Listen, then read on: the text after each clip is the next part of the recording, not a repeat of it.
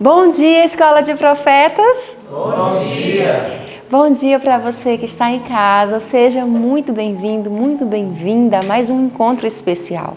O mundo está cheio de coisas ruins, mas quando você chega aqui, o seu coração se enche da palavra de Deus e isso nos dá esperança, não é isso, Juliana? Sim. Bom dia. Bom dia, professora. Bom dia para você aí de casa, que seu dia seja abençoado e ao ouvir a palavra de Deus, você venha pôr em prática para a sua vida ser exatamente como Jesus fez aqui na terra. Bom dia, escola. Bom dia. Vamos orar ao nosso Deus, chamar Ele para pertinho da gente.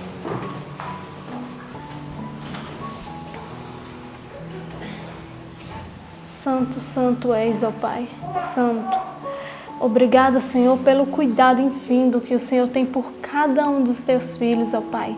Porque mesmo sem merecermos, Senhor, o Senhor faz o máximo por cada um, ó Pai. O Senhor dá o teu amor, dá a tua graça, Senhor, e nos perdoa, apesar de pecarmos contra ti, Senhor Deus.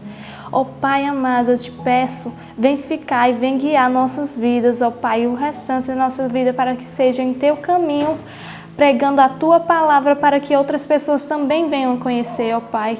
Senhor Deus, também te peço, fica conosco no restante desse culto, Senhor, para que cada palavra venha ser entesourada em nossos corações, para que venhamos pôr em prática, ó Pai, em nossa vida, cada palavra, cada disciplina, cada coisa que o Senhor mandou que venhamos fazer para seguirmos retamente, Senhor, de acordo com o teu caráter, ó Pai. Também te peço pelo hino que vamos entoar ao Senhor agora, ó Pai, pela palavra que vai ser dita, mas também te peço pela família de cada um, ó Pai, que o Senhor visite esses lares que estão nos assistindo, Senhor, venha fazer uma reforma em cada família e para que elas vejam, Senhor, que só o Senhor é Deus, só o Senhor pode mudar as vidas, Senhor. Também te peço, ó Pai, que o Senhor toque no coração de cada um dessas pessoas para que elas venham passar a mensagem avante, venham passar esse vídeo para que outras pessoas também venham conhecer a Tua palavra, Pai, outras pessoas também venham aprender de Ti, ó Deus. É isso que eu te peço e agradeço, em nome de Jesus. Amém. Amém. Amém. Como é bom estar pronta, né, Juliana? Sim. Estar pronto. E a palavra de Deus faz isso conosco. Por isso nós vamos cantar agora o hino de número 306, Eis-nos pronto. Porque quando alguém vir falar com você que seu Deus não existe, você tem a palavra em sua mente. Você tem a palavra entesourada em seu coração e pode provar que o seu Criador, o seu Pai Celeste, sim existe. Não só existe, mas também cuida dos seus filhos. Sim, e professora, o que vamos fazer agora? Agora nós vamos entesourar mais um pedacinho da palavra de Deus no nosso coração, né? Sim. Esse verso é muito importante, tá onde, Juju? Tá lá em 2 Coríntios 13, 5. Então, vamos todos juntos? Sim. No 3? 1, 2, 3. 2 Coríntios 13, 5. Examinai-vos a vós mesmos, se permaneceis na fé. Provai-vos a vós mesmos, ou não sabeis quanto a vós mesmos, que Jesus Cristo está em vós, se não é que já estáis reprovados. 2 Coríntios 13, 5. 2 Coríntios 13, 5. Examinai-vos a vós mesmos, se permaneceis na fé. Provai-vos a vós mesmos, ou não sabeis quanto a vós mesmos, que Jesus Cristo está em vós, se não é que já estáis reprovados. 2 Coríntios 13, 5. 2 Coríntios 13, 5. Examinai-vos a vós mesmos, se permaneceis na fé.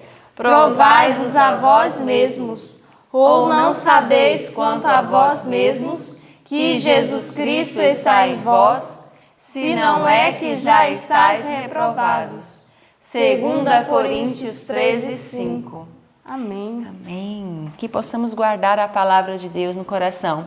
E agora você vai ter um momento especial de recapitular conosco esse ano bíblico tão especial de hoje, não é, Juju? Sim. Que Deus abençoe você e a sua família e até a próxima. Até a próxima. Louvado seja Deus por mais um hino. Louvado seja o Senhor, porque dia a dia Ele nos permite estudar Sua palavra, gravarmos o ano bíblico também.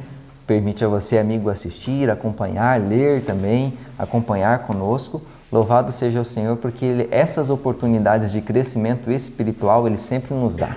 Que Ele possa abrir nossa mente para que nós possamos compreender cada dia mais as suas preciosas verdades. E a nossa leitura desta manhã foi direcionada para o livro de Jeremias, capítulo 51, capítulo 52, encerrando o livro de Jeremias, e João, capítulo 6, do verso 22 até terminar o capítulo 6, o restante dos versos, até o 71. E nós estivemos lendo então em Jeremias alguns acontecimentos a respeito de Babilônia, e no livro de João é o que nós iremos associar com o livro Desejado de Todas as Nações, capítulo 41, que fala da crise na Galileia. E antes de nós entrarmos no Desejado, então, de Todas as Nações, vamos para o livro de Jeremias, capítulo 51 e o capítulo 52, que vem falando um pouco do triste fim que Babilônia iria encontrar, e no capítulo 52, o triste fim que Judá ele acabou encontrando pelas mãos de Babilônia. E quando o povo de Babilônia, quando aquela nação caldeia ali, ele vem para se apossar, e aqui já no capítulo 51 é Jeremias, ele meio que dando uma profecia, já como se Babilônia já tivesse se apossado, e aí ele dá detalhes a respeito da queda de Babilônia. E todos esses detalhes que nós estamos estudando, parece que a história ela se alonga e que são em momentos diferentes. Mas tudo isso que nós estamos comentando agora é para suprir a necessidade que nós não lemos ao decorrer de quando essa história foi abordada. Essa história já foi abordada por nós aqui. No livro Profetas e Reis, nós estudamos todo esse contexto. Mas agora nós estamos completando a lacuna aí dos livros que faltavam do Antigo Testamento. E a história que nós estamos então voltando e estudando é a queda de Judá. Israel já havia caído e agora Judá vem cair também nas mãos de Babilônia, nas mãos de Nabucodonosor. Nós voltamos lá para o tempo próximo a Daniel, profeta Daniel. Esse é o tempo que nós estamos estudando. Daniel ele vem fazendo parte do cativeiro ali babilônico, ele é levado através dela. E quando eles levam o povo para lá, Deus ele não deixa os seus exilados ali sem esperança. Ele mantém a esperança no coração deles para que todos entendessem que Deus ele estava usando Babilônia como um meio de punir o povo, para que eles aprendessem, para que eles entendessem, mas que Babilônia ela cairia também. E que o povo de Israel, se ele fosse fiel e quisesse se arrepender, eles seriam novamente uma nação e Deus conduziria novamente os seus passos. E essa mensagem de conforto a gente vê no verso 5 do capítulo 51. Porque Israel e Judá não enviovaram do seu Deus, o Senhor dos Exércitos, mas a terra dos caldeus está cheia de culpas perante o Santo de Israel. E por mais que eles estivessem então exilados, cativos, aí Deus ele manda essa mensagem por meio de Jeremias: olha, o esposo de vocês não morreu, vocês não estão viúvos, eu desposei vocês e eu ainda continuo vivo e continuo mantendo vocês, vocês não são viúvos, eu sou o marido de vocês, eu cuido de vocês. E essa era a mensagem principal ali para o povo. E olha só o interessante que diz no verso 7. A Babilônia era como um copo de ouro na mão do Senhor, o qual embriagava toda a terra. Babilônia foi ali um instrumento que Deus utilizou para disciplinar as outras nações. Algumas, além do povo de Judá, outras nações foram disciplinadas ali pela Babilônia através da mão de Deus. E Deus não queria apenas disciplinar as outras nações, mas queria também curar, sarar e salvar a própria Babilônia. É o que diz no verso 9. Queríamos curar Babilônia, ela, porém, não sarou. Deixai-a e cada um vá para a sua terra, porque o seu juízo chega até ao céu e se eleva até as mais altas nuvens. Olha só o propósito de Deus ao usar Babilônia para repreender outras nações, para repreender o seu povo de Judá e para levar o povo de Judá cativo para a terra caldeia. Era para que, ao fim de tudo, todos fossem conduzidos à salvação.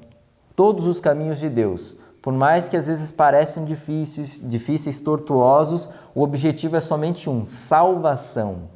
Encontrar, levar salvação para todas as pessoas, seja por meio de dificuldades, de flagelos, de cativeiros, como aqui no povo de Judá, e dificuldades também em nossa vida. Ontem nós lemos,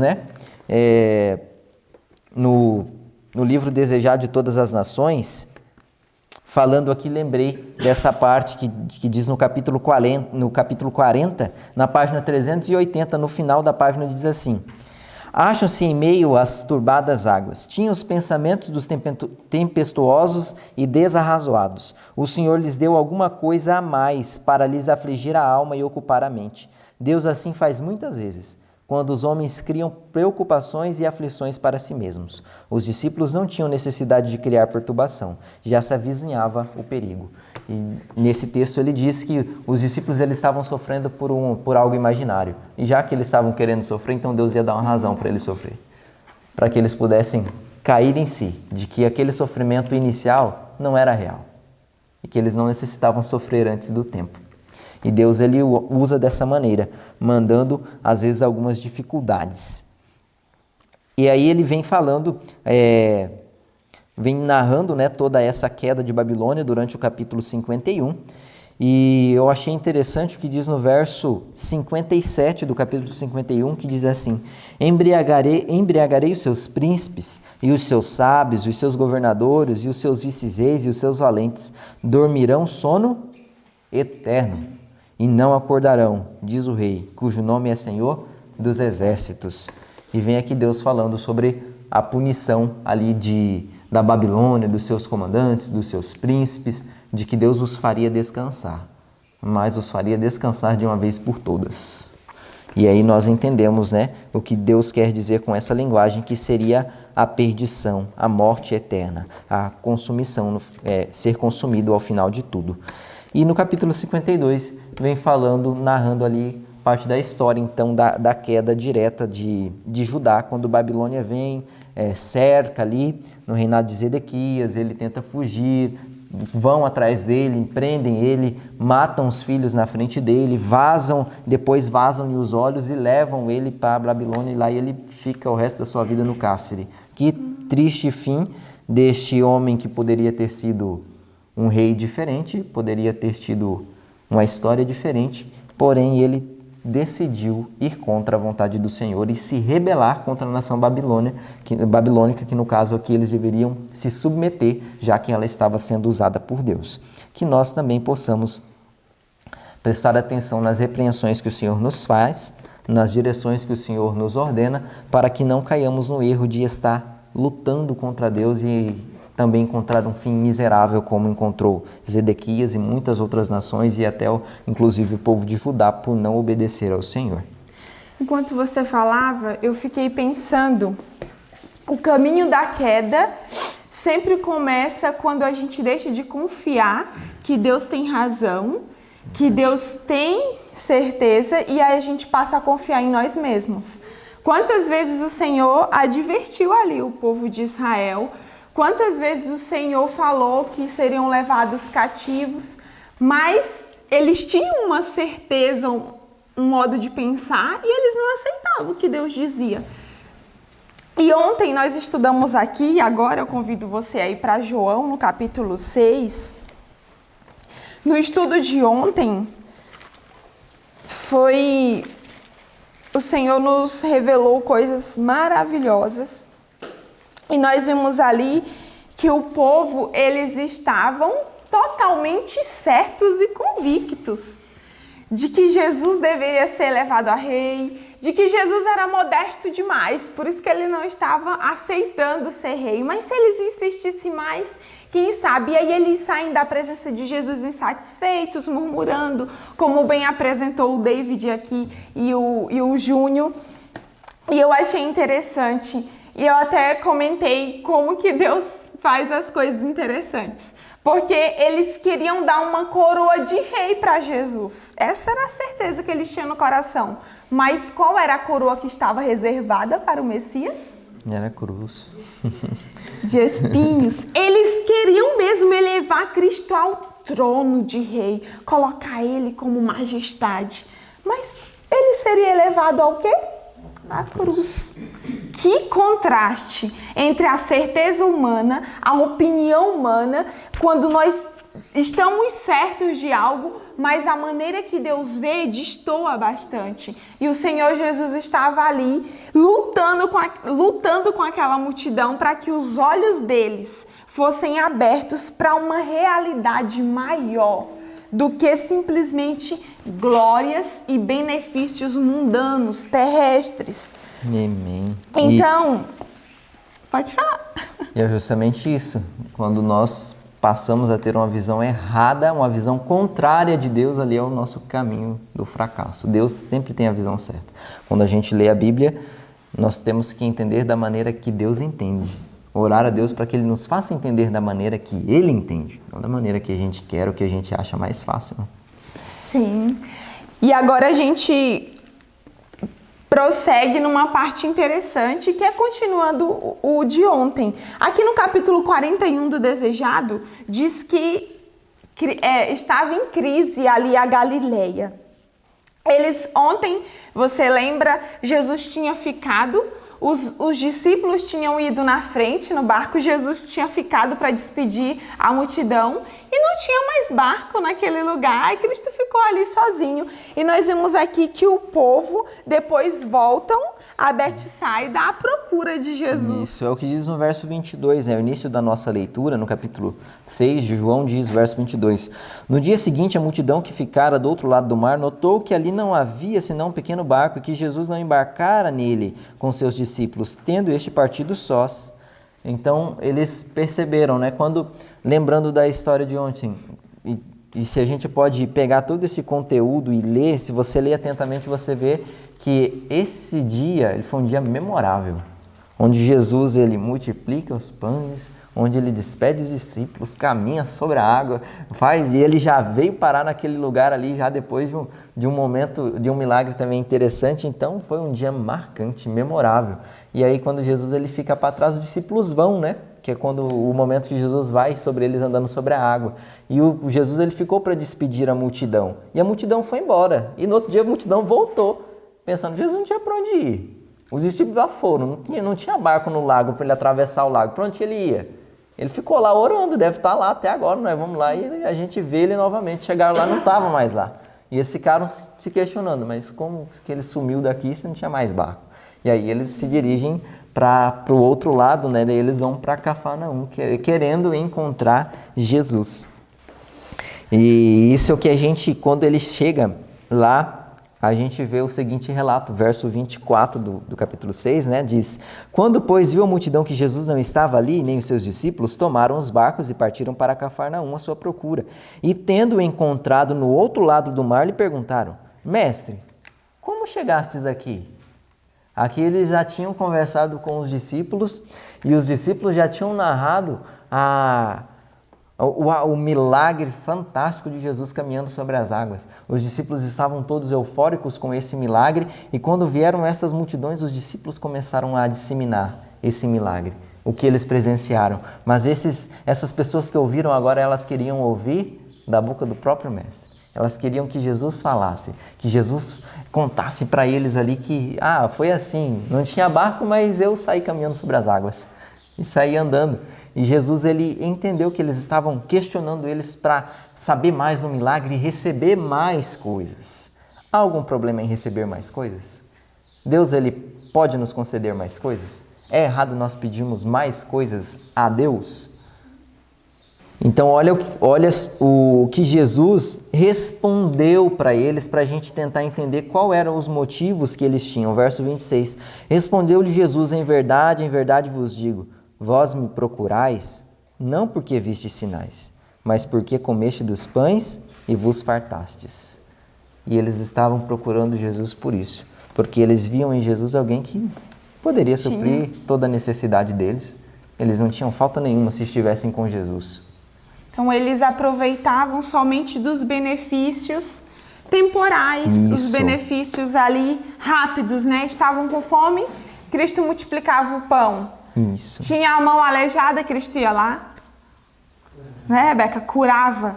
Tinha qualquer doença, Jesus curava. Então, eles procuravam Cristo por interesse, porque ele tinha algo para oferecer. Mas o triste de procurar Jesus pela curiosidade e pelos interesses egoístas é que o curioso, ele não desfruta do poder de Deus. Amém. Os que iam só por curiosidade, eles não absorviam, eles não... Essa é a palavra, não desfrutavam do que Cristo tinha para dar. Eles tinham tudo, mas ao mesmo tempo não tinha nada. Meu Deus do céu, como que pode ser isso, né? E eu achei isso tão bonito, o fato de que Cristo poderia dar muito mais, muito mais. E aí o Senhor Jesus vai levando a mente daquele povo a pensar de que eles estavam diante daquele que era a vida e que era o pão, o sustento da vida. E que eles tinham a maior necessidade, né? Que a maior necessidade que eles tinham de encontrar em Jesus é o que a gente vê no verso 27. Você poderia ler para nós, amor? Trabalhai, não pela comida que perece, mas pela comida que permanece para a vida eterna, a qual o Filho do Homem vos dará, porque a este o Pai, Deus, o selou. E aí Jesus, ele mostra o real sentido da presença dele ali e qual era o milagre que eles tinham que ansiar, que eles tinham que querer receber isso na vida. Não era o alimento que perece, não era o pão e os peixes que eles receberam ali no mar, onde uma multidão foi alimentada. Não, o que eles tinham que se alimentar era do pão vivo, era do pão da vida, era de Cristo, a fonte da vida eterna para eles, o alimento que não perece, o alimento que sacia para a eternidade. E Cristo mostra para ele que a visão, o que estava errado neles era a visão. Eles tinham a visão material, quando eles precisavam ter uma visão espiritual. Não adiantava eles comer o pão um dia, no outro dia... Se eles tivessem comido bastante, no outro dia podia ser que não sentia fome. Mas no dia posterior, a fome ia vir. É igual da mulher do tanque, né? De Samaria, Senhor, Jesus fala, né, da água diferente. Que nunca teria sede. Cristo curava e ressuscitava? Sim. Mas era isso que Cristo queria dar somente? Não. Porque eles ressuscitavam, mas um dia eles iam morrer. Porque temos uma estrutura perecível. A fome era saciada um dia, no outro dia eu ia sentir fome. Mas Cristo queria mostrar que eles poderiam ter algo que era eterno, que não ia acabar. E eu achei lindo o que o livro trouxe aqui, porque Cristo estava direcionando o pensamento deles para um outro reino. O reino que duraria, o reino que é eterno, não somente o reino terrestre. Isso. E esse reino está no céu. Exato. E qual é o preço desse reino? Qual é o que nos custa esse reino? Porque essa foi a pergunta que eles fizeram para Jesus quando ele estava lá. Quando Jesus ele começou a falar do reino espiritual, aí eles entenderam, não, então vamos conversar do reino espiritual. E aí acontece a gente tentando entrar nos pensamentos de Deus, né? Um pensamento totalmente torto, às vezes acontece assim. No verso 28 diz assim: dirigiram-se, pois, a ele perguntando, que faremos para realizar as obras de Deus? E quando Deus começa a falar do reino espiritual, ele, tudo bem, e o que faremos nós para entrar nesse reino? Qual é o preço? O que a gente precisa fazer para ter mais essas ricas bênçãos?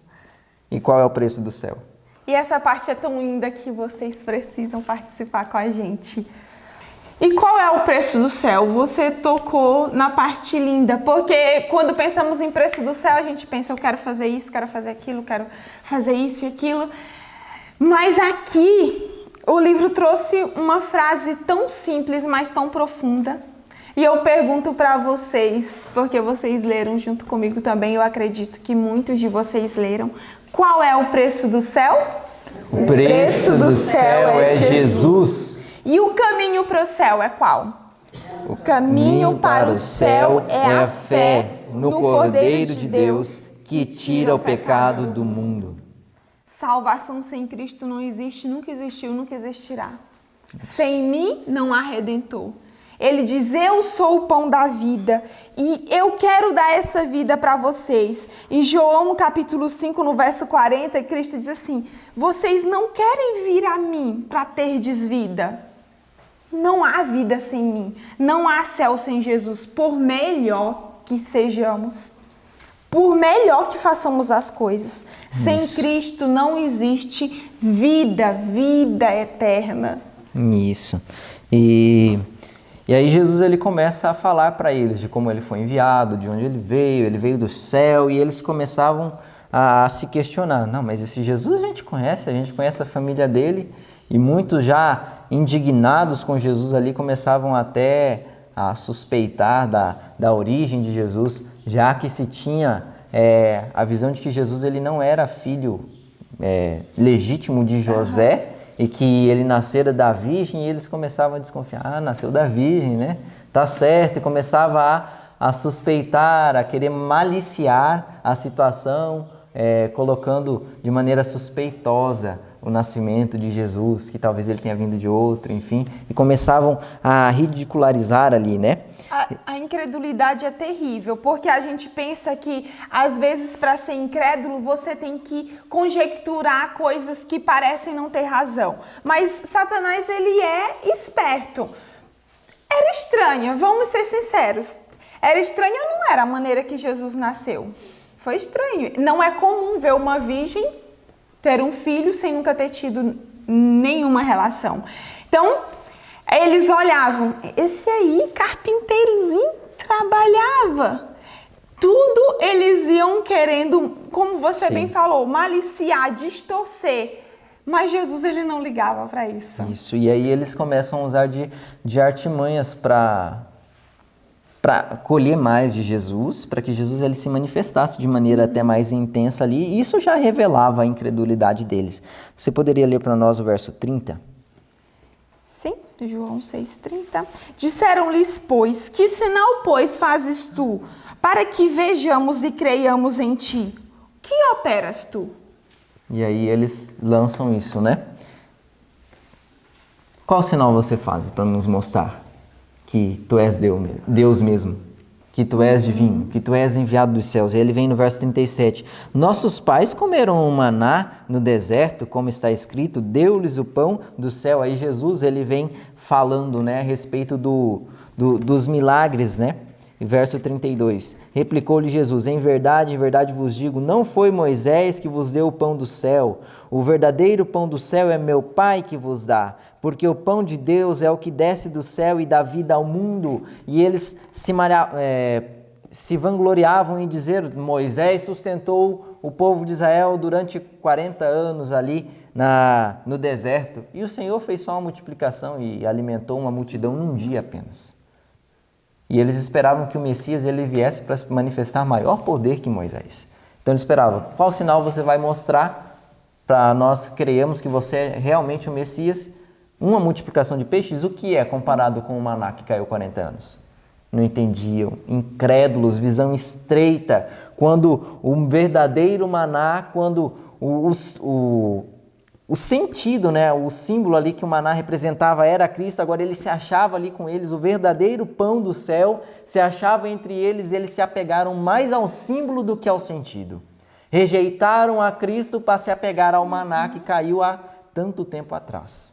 Que era o próprio Jesus que tinha acompanhado Moisés, chamado Moisés, e tinha sustentado o povo ali durante 40 anos. Isso. E Cristo, ele veio revelar quem era o Pai. Ele era a expressão do Pai de todas as formas. E eu achei muito importante, Cristo estava mostrando para eles que a eternidade poderia começar ali, naquele momento, agora. Nossa. E eu convido você a ler a página 388, aqui nessa edição, capa dura, vai ser no primeiro parágrafo, tem uma parte muito importante, onde começa a vida eterna, como começa a vida eterna. Diz assim, Cristo tornou-se uma mesma carne conosco, a fim de nos podermos tornar um espírito com Ele. É em virtude dessa união que havemos de ressurgir do sepulcro, não somente como manifestação do poder de Cristo, mas porque, mediante a fé, sua vida se tornou nossa. Cristo queria ser um. Até mesmo se chegarmos a morrer, ele falava, ele iria ressuscitar. Então era a vida dele que se tornaria vida em nós também. Amém. E os que veem a Cristo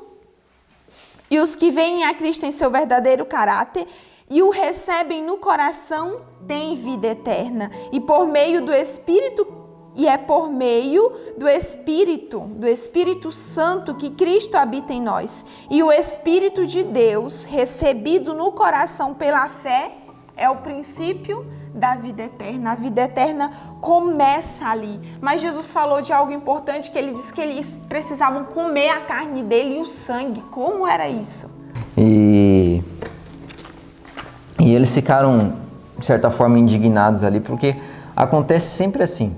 Quando a pessoa ela não quer entender algo, ela inventa desculpas, entende de maneira distorcida. Eles compreendiam no fundo o que Jesus estava querendo dizer, mas porque eles fecharam o coração para não compreender, como que eles entenderam as palavras de Jesus? De maneira literal.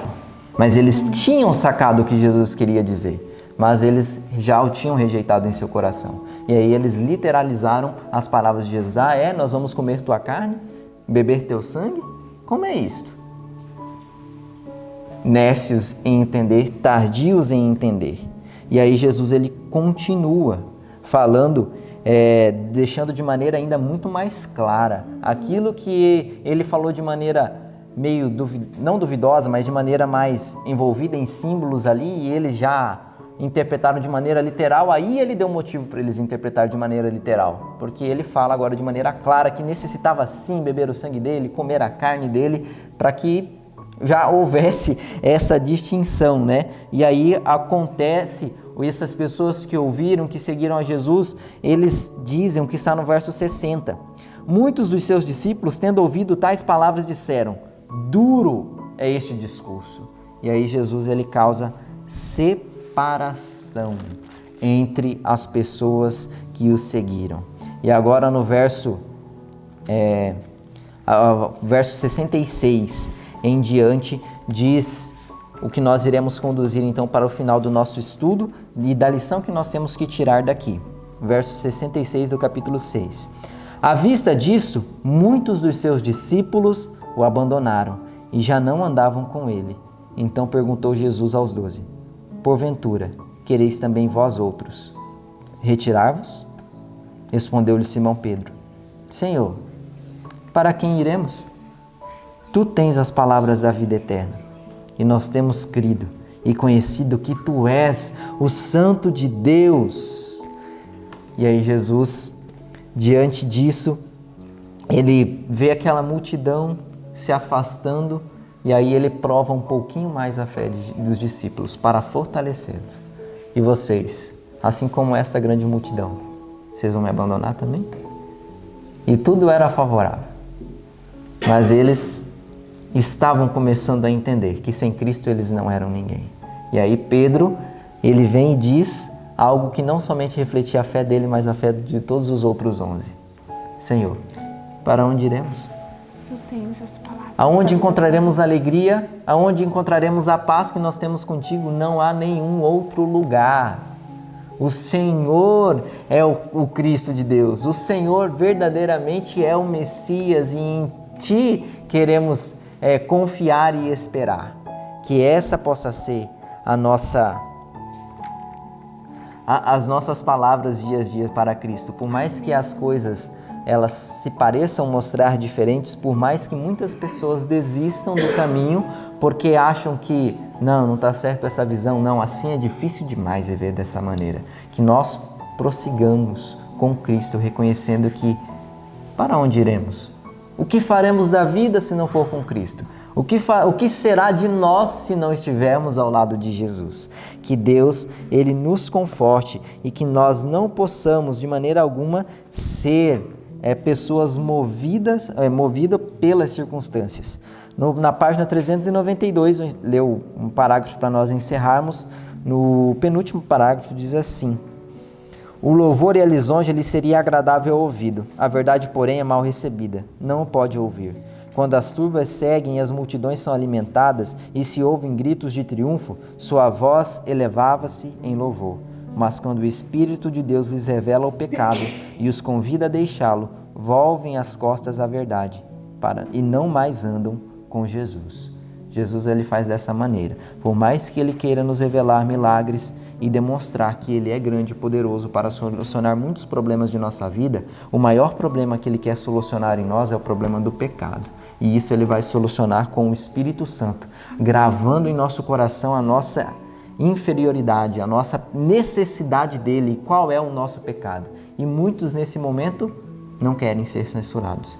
E aí volvem às costas de Jesus e vão andar sozinhos. Que nós não possamos ser esses, que ao reconhecermos os nossos pecados, abandonemos Jesus para seguir os nossos próprios caminhos, mas que assim como Pedro, possamos exclamar dia a dia: para onde iremos? Só tu tens as palavras da vida. Amém? Que o Senhor nos ajude a termos a visão correta, a termos a visão espiritual, a buscarmos o alimento espiritual que permanece para a vida eterna e não nos atermos às coisas circunstanciais desta vida, e que por mais que o mundo inteiro te negue, nós possamos estar firmes confiando em Ti, confiando que o Senhor nos conduz para o melhor. O Senhor é a vida eterna e que nós possamos crer nisso dia a dia. Alimenta-nos do pão da vida neste dia, que Teu Espírito Santo seja derramado sobre nós, em nome de Jesus. Amém. Até amanhã.